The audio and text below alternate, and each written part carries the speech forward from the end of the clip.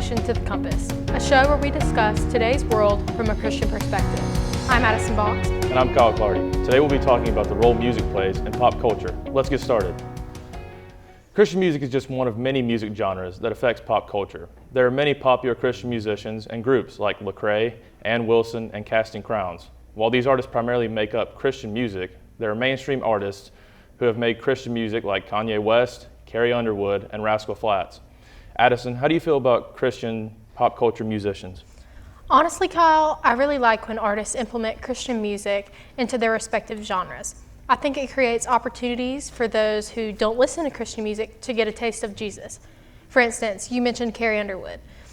She's primarily a country music singer, but she has released several songs that focus on God and His greatness.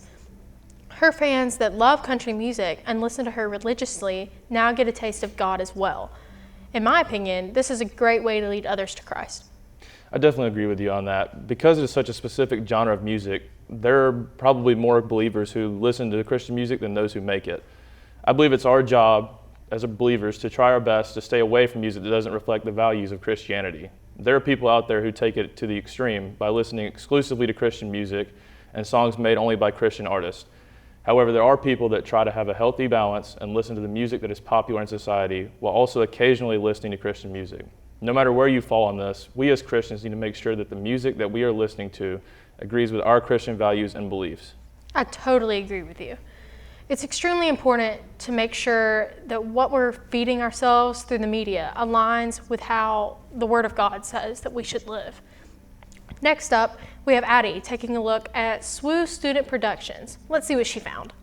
Musical theater is a popular form of live entertainment here at Southern Wesleyan University. This brings together people from all different types of groups in order to put together a show for the SWU community.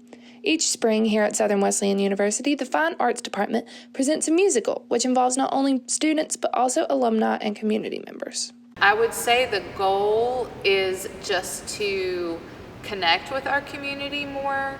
We can do larger shows, and I think it's good for the SWU students to be able to collaborate with other people outside of our community. SWU Student Productions celebrated their 40th anniversary this past fall with a Showstopper Spectacular, in which they sang songs from all of the past musicals that SWU has done. Current students, community members, and alumni all came together to celebrate SWU Student Productions and its impact on Southern Wesleyan University and the community. I've done a lot of music directing, so being the director, it really is life-changing, but it gives me a lot of joy. I enjoy conducting the orchestra and just seeing it all come together, and I really appreciate seeing the students and the cast members form new friendships and relationships. Dr. Amber James has directed the past 3 musicals, Little Women, Newsies, and Titanic. She has also directed all 4 Showstoppers and will be directing The Little Mermaid in the spring of 2023. And I never would have chosen The Little Mermaid except I was in the ensemble for it in 24-Hour Musical in the summer of 2021. And I realized how difficult of a show it was, but how much fun it was. So I was like, this would be great for SWU. Each show has a live orchestra, which is also made up of SWU students as well as community members. This gives those who want to get involved in student productions an opportunity beyond acting and singing. This is Addie Seat reporting for MC SWU. Thanks, Addie. I'm here with Professor Greg Day, Associate Professor of Music and Director of Instrumental Ensemble, and we are going to be discussing how Christian music has affected him in his walk with Christ. How are you doing today, Mr. Day? I'm doing great, Kyle. Good. Glad to hear it. Can you tell us a little bit about your history of music and how you get involved in the music department here at SWU? I got involved in this department because the professor, Jane Dill, had a daughter in my high school marching band, and I was at Daniel High School. She liked what she was seeing there, and then it just so happened they were starting an instrumental music department at the college. At that time, they didn't have one, so I was close, interviewed, got the job. Got it. So how has the music department worked to influence students on campus through their music? I think the students on campus that perform recognize that the aesthetic aspect of music, real music, live music, is different than music that will be just heard through just your radio or your CD. It's an experience that we try to get them to understand, and that it's more important than just listening. The participation aspect, the emotional content, when it's good, is important. So we try to bring up that level of performance, which is also raise the level of their, the experience for them and an audience. Definitely. How do you feel about the way music has evolved throughout generations into what it's become today? From cannonball, I mean, sure. I don't think it's ever going to stop changing. I mean, I teach music theory, which is using aspects of music of the 17th and 18th century that leads to what we're doing today and which has been going on, and it's constantly changing.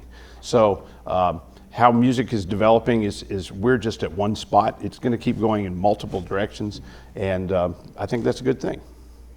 So what kind of music do you listen to specifically? I know it's kind of a silly question, but do you listen to Christian music at all? Oh, I do, but I don't have a specific genre. If you were to look at the playlist on the phone, to be very honest, when I leave work, I don't listen to a lot of music, because when you're inundated with it all day, I like to listen to talk. I like to listen to books. But I do that on my way to playing jobs with rock band or being in the theater. So I listen to what I'm working on at the time, what I'm working for, music that we're preparing. I listen to that a lot. When I just have time just to myself, quite often I don't listen to music. So what's a song, if you have one, that you listen to and are able to really feel the power of God impacting you? I think instrumental music, orchestral music, things that are very broad, that gives me an opportunity not to have to focus too hard on the music. Sometimes the words from Christian music are quite often really good, but sometimes I end up focusing too much on the words, and then the music is gone. So it's kind of a mix. When I play in a worship band, I find that I can worship better by playing than actually being in the audience singing along. So I don't have a specific genre of what's the best worship music for me. Things that can help me reflect on myself, I think, probably. So Christian music's usually meant to be experienced with other believers. What's one time in your life where you really saw a worship song reach multiple people all at once? I went to a wedding retreat, a marriage retreat one time, and I don't even remember the specific tune, but all the couples, while they were singing along and listening to this tune, the whole room really did feel to elevate, and I can't remember the tune, what it was, but that was definitely an experience. And of course, when you see Silent Night at Christmas time, and people with candles, and they've all got them raised, it's a very wonderful experience. Yeah, definitely. Well, thank you so much for being here with us today, Professor You're welcome, Day. Kyle. Up next, Cam will be asking students about their most streamed artists. Later on, Addison will be interviewing Sarah Lydon on her involvement with music on campus. We'll be back after the break.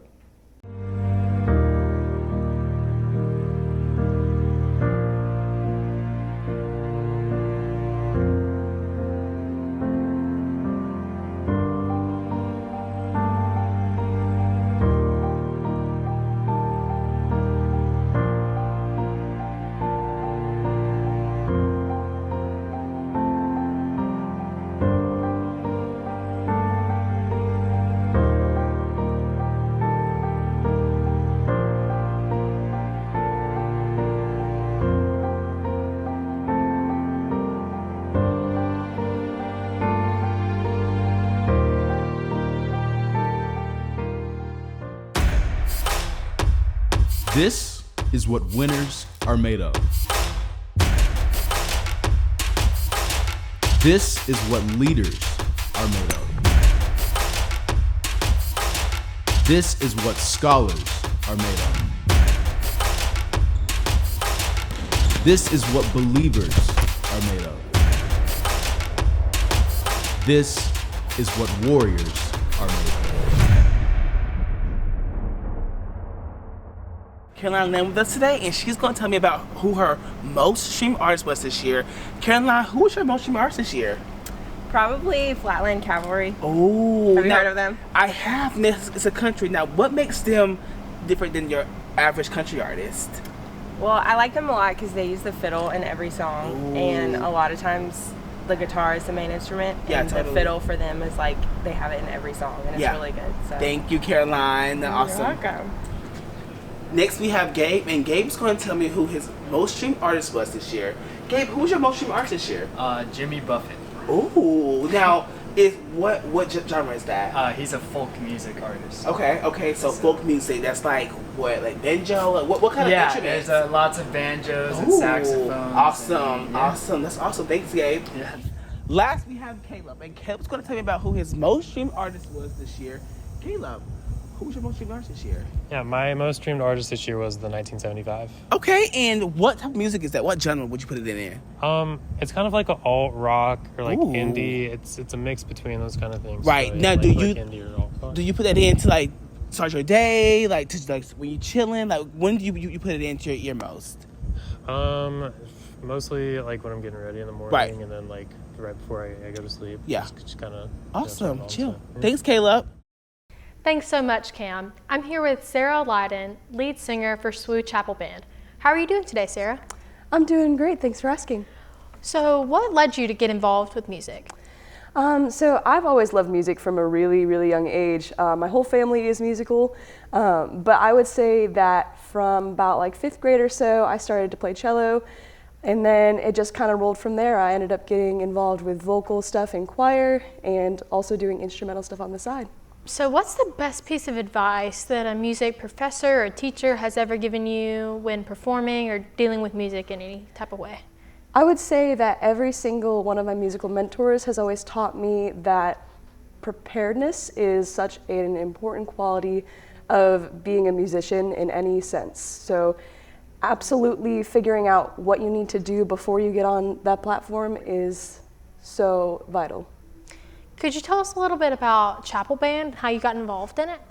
Yeah, so at first I was part-time university singers. I was on stage during their chapel times, and then it kind of progressed into me getting involved into their chapel band program. And so now I love it, and it's great. Could you tell us a little bit about a time where you could hear God speaking through a Christian song that you were listening to at the time? Yeah, I know this might sound cliche, but almost every time I get up on that platform, I'm listening to my own singing and the singing of my team, and God always just so much speaks to me through the music that we do and the messages that we convey through those words. Is there a specific song that makes you feel that way, like you can feel God's presence? So I actually just went to a concert this past week of his in Georgia, but Chris Renzema, he's one of my favorite artists, and his songs speak to me so heavily when it comes to God's presence, and just those words are amazing. I love the song Just As Good and Adonai by him, and I listen to those a lot. If you could tell us or tell others that are just putting their foot in the door with music, just like a little piece of advice, what would that be? Little piece of advice that I could give those who are just starting out music is to stay strong in it, because it's not always going to be easy. They're not always going to get it right away, but you just need to keep pressing on with what you love doing, and just be faithful, pray about it, say, God, please help me and use my gifts to bless others and bless myself and honor you. Thank you. Thank you so much for joining us, Sarah. Up next, we have Cam on the Street, finding out what students are listening to on their way around campus. We'll be back after the break. Hi, I'm Madeline Barrett. I am a Southern Wesleyan graduate, class of 2021. I majored in media communication in a concentration of public relation. I am currently at the reserves at Lake Huey here at the sales office. I work with Coldwell Banker Kane. This original position was part-time, and then my supervisor saw my resume and saw all of the things that I've done at Southern Wesleyan, including hosting a number of talk shows, creating an Instagram account for our communications department, and she thought, wow, you just have blown me away with all of these amazing things you've been a part of, and I want to offer you a full-time position here. Southern Wesleyan invested in me, and I got a return on my investment.